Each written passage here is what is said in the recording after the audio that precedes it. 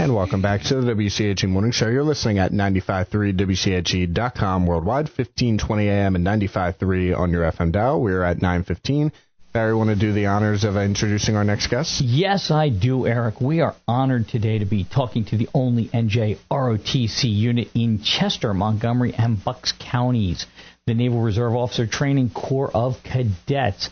This is a distinguished program established in 2011 consisting of the Owen J Roberts School District up there in northern Chester County, now expanding into Twin Valley and Boyertown schools, which is awesome. These are grades 8 through 12, led by retired officers in the Navy, investing in our young people today to become better citizens of tomorrow. Thanks for sitting down with me today, guys. And there's been a lot of discussion about the recent cuts in the NJROTC funding statewide. Now, before I get too far into this about that funding, I do want to introduce the guests as J.L. Mendenhall, Rachel Hoops, and Luca Campanella. And just for an aside, Luca has applied to Naval Academy, West Point, and the Air Force Academy with nominations from Chrissy Houlihan for the Air Force Academy and West Point. Rachel will be applying to the Naval Academy, and JL has scholarships in Ohio State. So thank you guys for being here, and I know that your unit has stepped up with some new fundraising initiatives to keep your program strong. And let's go ahead and start with your own introductions. Hi, thank you for having us. My name's J.L. Mendenhall. I'm the commanding officer of the OJR NJROTC unit, and pretty much my job is to ensure unit success. And how are you doing on that? We're doing pretty good. That's what I'm looking for. Hi, good morning. My name is Rachel Hoops. I'm the executive officer of the Owen J Roberts NJROTC. My job is to manage our staff and ensure the execution of tasks throughout the unit. And you can tell from the way she addresses this, she doesn't take any bunk from anybody. She's right there. Bam. Absolutely manages not. Staff. That's right. Go ahead. Next.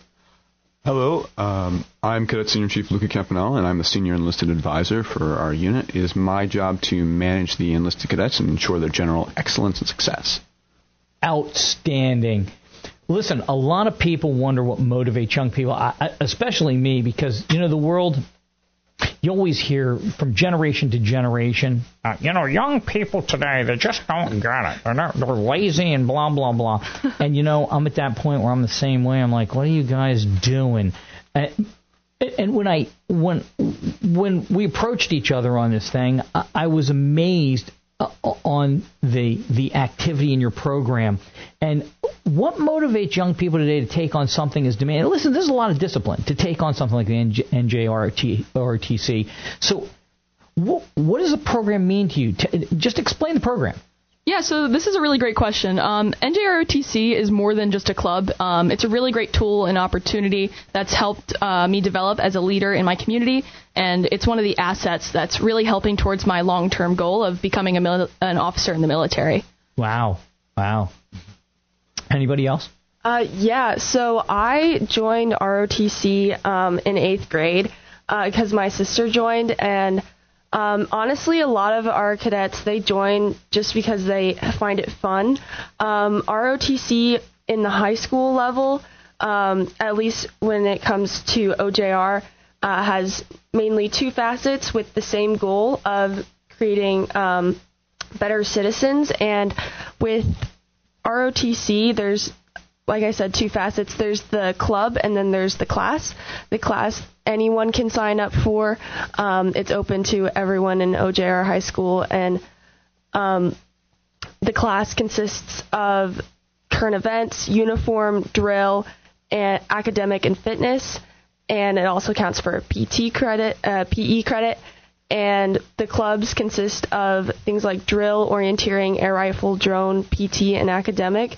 And a lot of our cadets just have fun. We have a great community with ROTC, and they just enjoy it so much. Orienteering, or how not to depend upon GPS, right? Certainly, pretty much. Oh, yeah. Luca, what do you got? Well, I originally joined NJROTC because I wanted to set myself apart as a college applicant. But through the program, I kind of fell in love with that military lifestyle, and that's why I'm kind of going on to apply to the academies. But I have to say, of all the classes that I've taken at the high school, I've learned the most from ROTC. just from the club and the actual class itself, I learned the most leadership skills, the most life skills, and the most communication skills from just interacting with other cadets.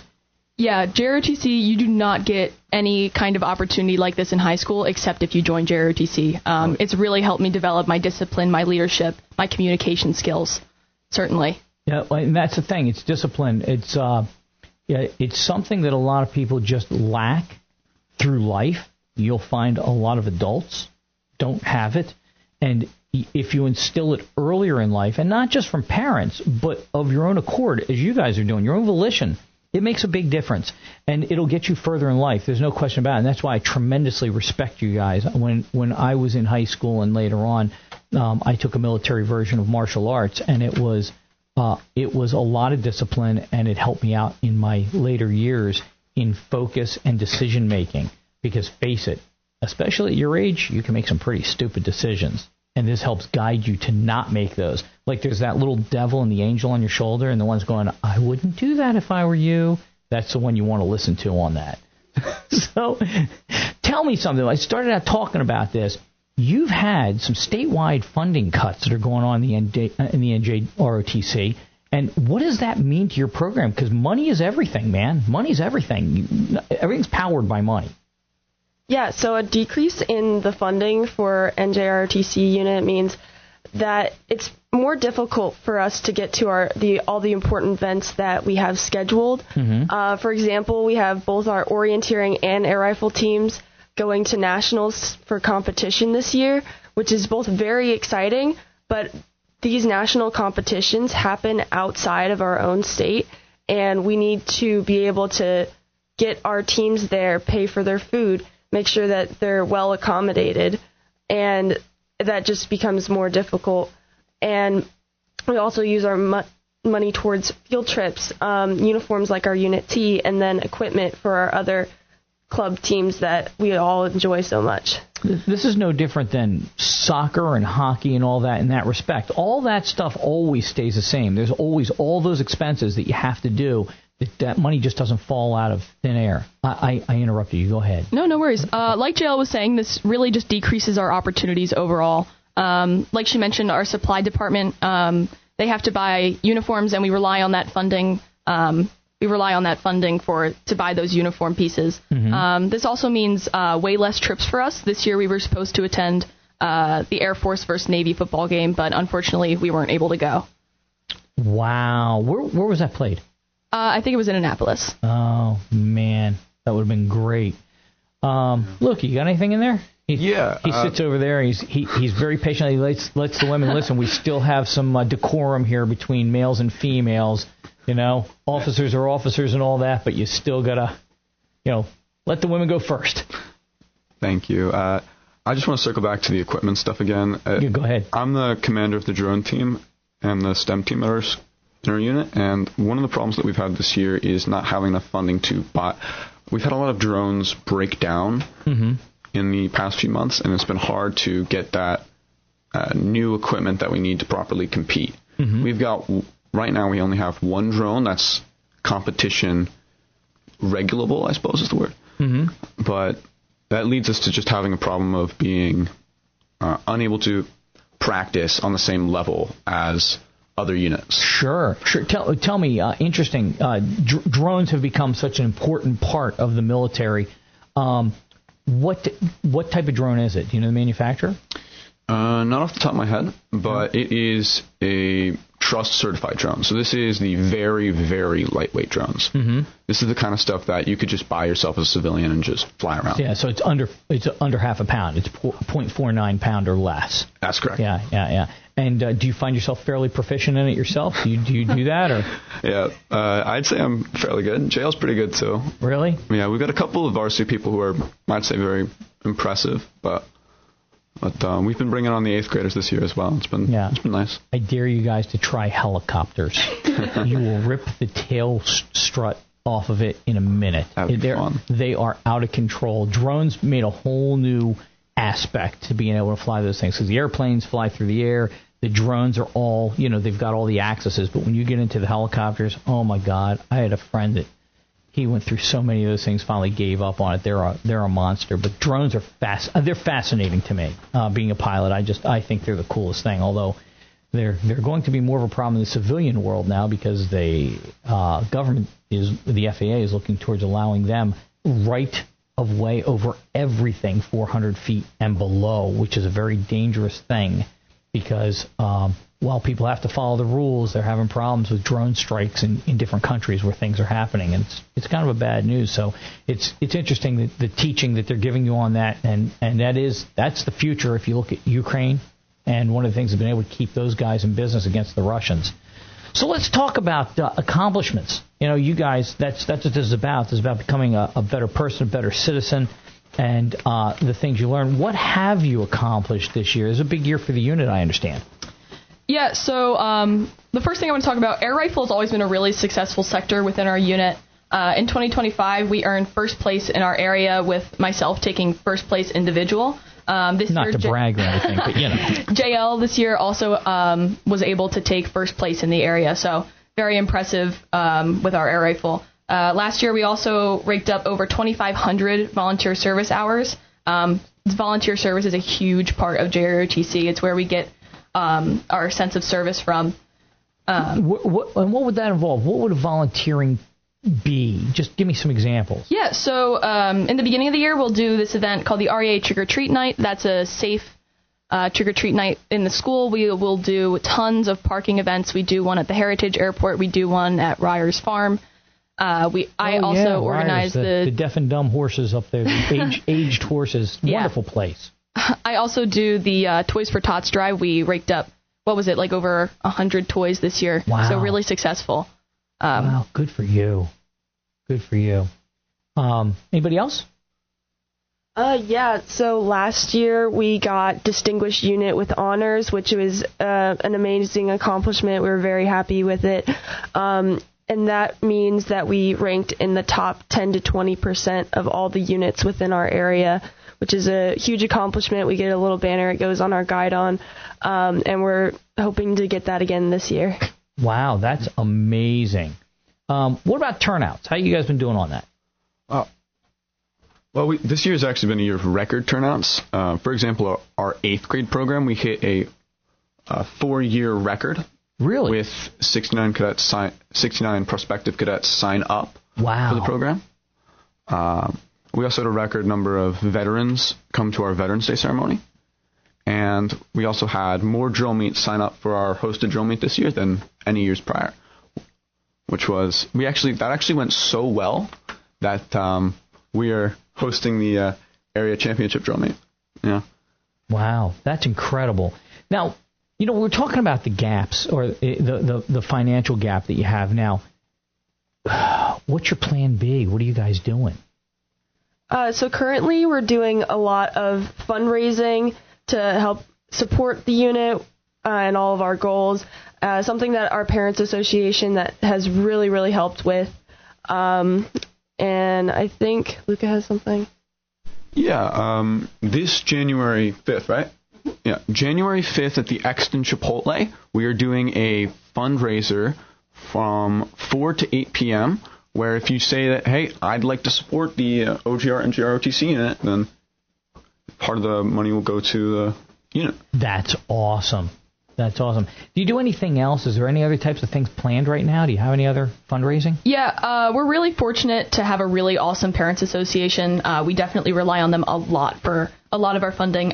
This year at our drill meet, our parents set up a merchandise table, and a lot of that stuff sold super well. We have food donations that we also sell at the drill meets, and those are always super successful. So we're really, really lucky to have those parents. What kind of merch do you guys have? T-shirts. I think we have hats. All the good stuff. Do you really? Yeah. Wow. And is it available online at all? No, I don't think so. Denied. That's a great idea. I was looking to buy one. I was going to start surfing right now. Yeah, we'll get on that. That's awesome. Well, you know what? You got to get it on the website. You got to start doing that to help that out. That'd be kind of cool. So that's really something. So when people donate to you, tell people how this actually impacts your individual operation and you guys as a whole. What does it do for you?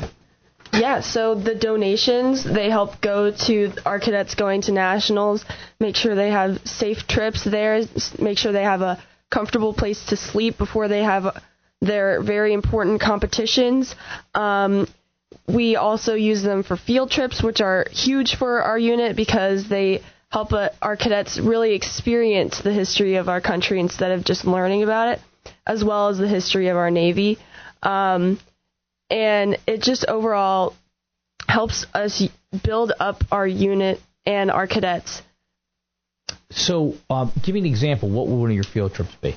One of the really great field trips that we get to do is the USS New Jersey. I think it's in Philadelphia, maybe Camden. It's over in Camden. Yeah, yep. But we get to spend the night on that ship. It's super fun. Kids get to take a tour at night, and you get to sleep on the racks, which is pretty cool. Oh, I think the statute of limitations is up, so I can tell this story. I was in Pearl Harbor. Do you know how many battleships they made?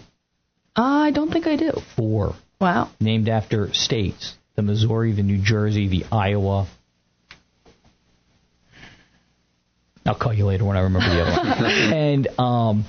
And they have very specific signs on there that say do not lay on the bunks. But I didn't see the sign when I laid on one of the bunks when I was in Pearl Harbor in the Mighty Mo. So, and in fact, they were all in mothballs.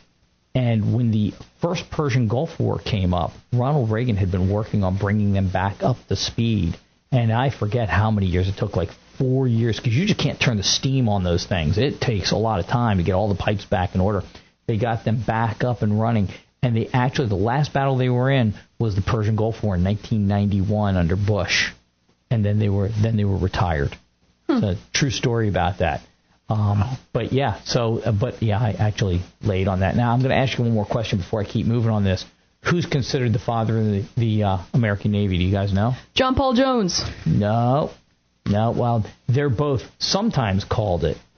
I can't say you're wrong. You're actually right. But the most common one is Commodore John Barry.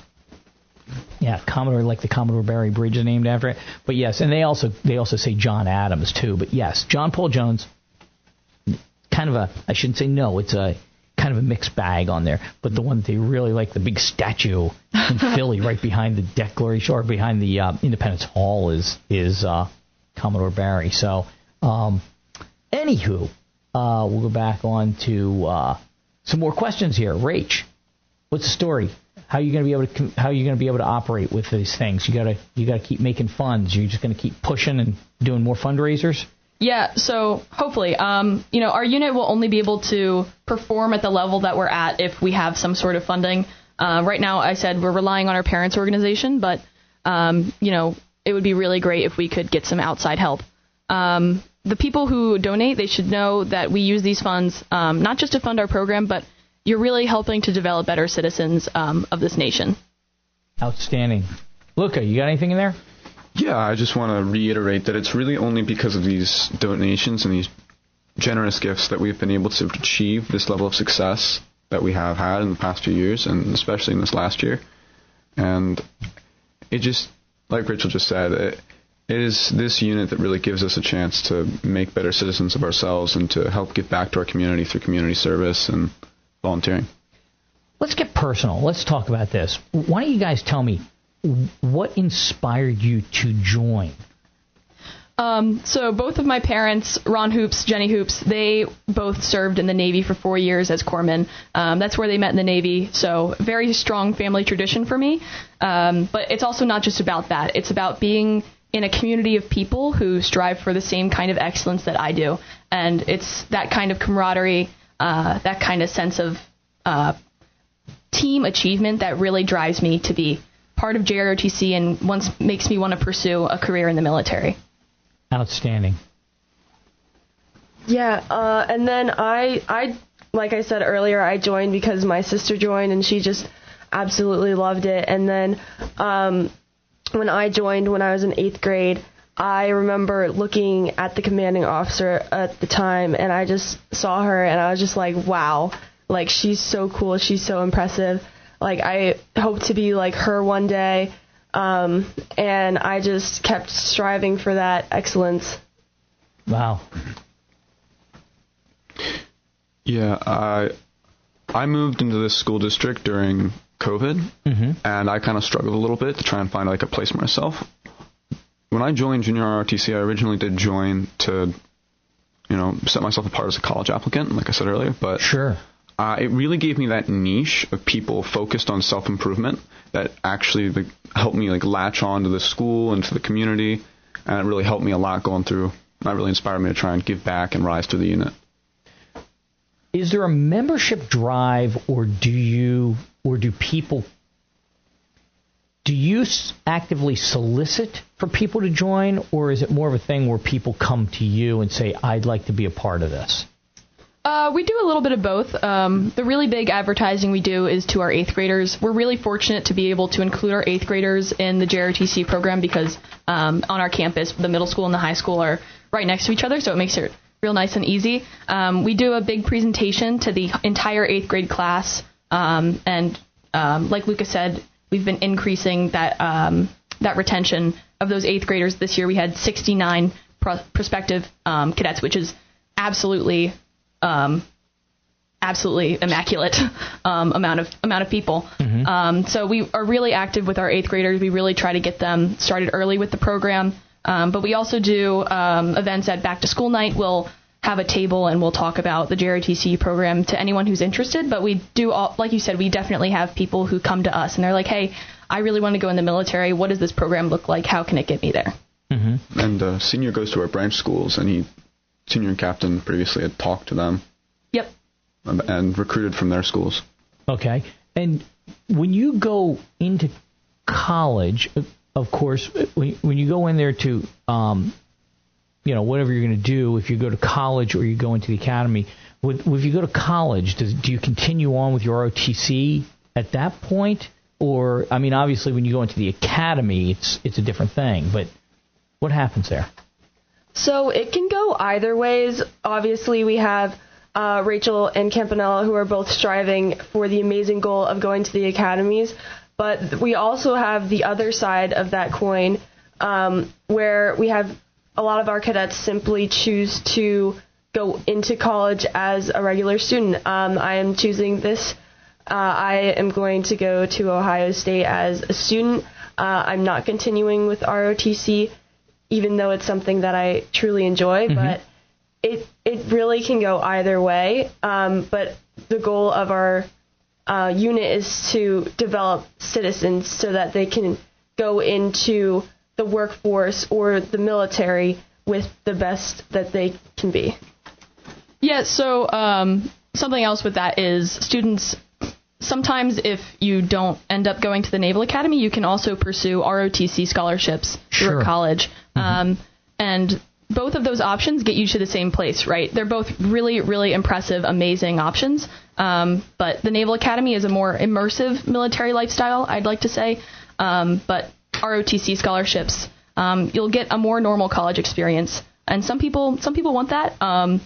But other people choose, hey, I really want to immerse myself in this military lifestyle. I want to go to the academy. And ROTC, you won't, like I said, you're not getting that full military all the time kind of lifestyle, but it's still a really great program to get you into the military. Wow. A friend of mine's daughter, Luke, did you have something? I just wanted to give a little bit of my perspective on it because I'm applying to the academies, but I'm also applying to civilian schools and Air Force ROTC. Sure. Air Force ROTC and ROTC in general is a great way, like Rachel said, to have that mixed bag. You get your one hand in the military pot and then the other hand in the civilian lifestyle and regular college experience. But ROTC in college is a great way to continue junior ROTC, but like jail is, it's not necessary if you can find other ways to give back to your community, and that's what it's really all about, just finding a way to get back to your community. Right, absolutely. It's about the discipline. It's about entering adulthood, right? And that's a head start. A lot of young people aren't figuring out adulthood until after college, and they're still living in a Peter Pan years. Their maturation has not happened yet. And that puts them behind the 8 ball. They're already starting out too late, and you have advantage number one by doing this, which is terrific. I mean, because, listen, kids were adults and having kids by 13 back in the revolutionary days. You know what I mean? We've pushed that back 10, 15, 20 years now. And now I'm seeing it where people just never grow up. There was always that, but it seems more and more. And this is the thing that gives you all the tools to make it later on in life that you can make those decisions you need to make. And by the way, you'll notice that there's these football games. There's Navy versus Army and Navy versus Air Force, but you know what they have in common? Navy, hello. So there's always this rival with the Navy for some reason. And there's a really funny but kind of true thing about the Air Force is about discipline, and you go by the book. And the Navy's always been a little different on its naval aviators. The Navy will tell you the difference between a naval aviator and the Air Force aviator. The Air Force says if it doesn't say you can in the book, you can't. And the Navy says if it doesn't say you can't in the book, you can, which leaves a lot more opportunities for pushing that envelope.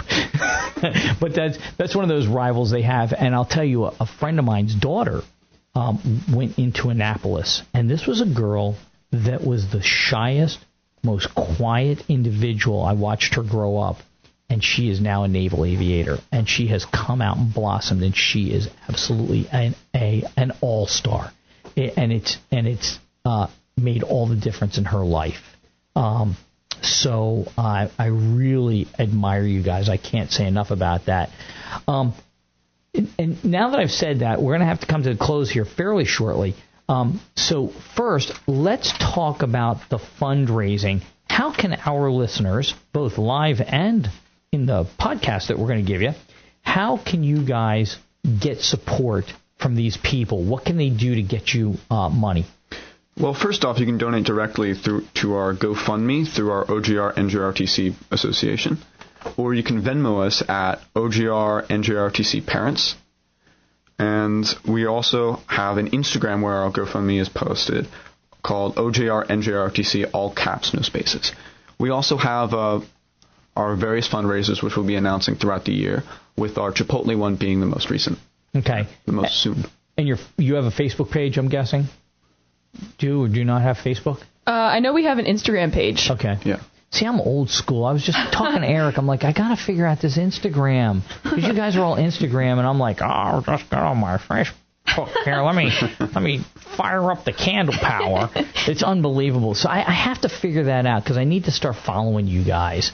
Because I really admire you, and I'm going to make sure I get some kind of donation over to you. Of course, I'm in radio, so it's not a lot of money. And we'll share it as well on our Instagram and everything. Yep, we're going to share that out for you. And, of course, this is going to be on podcast within 24 hours. Eric, the producer here, will make sure that he gets this section to you so you guys can share that through your Instagram and whatever other newfangled ways these kids today are doing things. Any last things? I mean, comments you guys want to make before you go off the air? Say hi to somebody, Yeah. I just want, if you do choose to donate, no matter how big or how small, that donation is truly impactful. It really will help us. It really will help us fund those trips, those programs, and ultimately creating better citizens. Yeah. Yeah, and like you were saying earlier with your friend's daughter, like the amount of kids that I've seen just really grow throughout this unit, honestly, myself included, is just truly amazing. They're coming out of their shell. They're becoming leaders before they even leave high school, and it's truly amazing, and I really hope that we can continue this through the help of your donations. Yeah, they said the stuff, It is because your listeners and the generous donators that we're able to keep going with this unit, and that means the world. Confidence. It's all about confidence, isn't it? Absolutely. Because once you have that feeling of confidence, you can do what you need to do, and you can always drive, and you're not afraid to go someplace. If it doesn't work, plan B. Like I said earlier, what's your plan B? Always have your plan B ready and step up and do it. Work on that. It goes that way. If something falters, figure out what you have to do. There's a thing that was actually done by military aviators called the OODA loop. Do you know what that is? No, I don't think we do. You live by it every day. It's fascinating. It's human nature, or if you don't, you're going to die. The OODA loop is observe, orient, decide, act. OODA loop. And you do that all the time. As you're driving down the road, you're like, is that guy going to pull out? I got to watch him. Okay, he's not pulling out. I can drive straight. Oh, I saw him move a little bit. I better move over to the right, or I better brake. And that's how we run our lives. It's a continuous loop. And being very aware of that, and this is one of the things taught, like naval, just aviators, military aviators, always stay in that OODA loop. It's all about attention and watching what's going on. And if you stay in your OODA loop, you'll stay safe and you'll do well. Guys, I want to thank you. You know what? I want to share something with you real quick before we get off. Along the lines of what you guys do, I fly hot air balloons. Do you guys know how you'll find the hot air balloon pilot in a party? How? Don't worry, he'll tell you. Anyway, I fly one that's in the shape of an American flag. It's an actual rectangle in the shape of an American flag. And every year I would have a different crew chief, and it was always somebody young, like your age, that I would immerse into that. They would follow me for a year, and then the next year they would be my crew chief on that. And they had to be very strict, because if you screw up, there's problems. And we're in front of thousands, sometimes 100,000 people inflating the balloon and flying it. Things have to be right every time. And I would see people come out of their shell, young people come out of their shell. After watching it for a year, I'm like, do you think you can do this? Look them in the eye. Can you do this?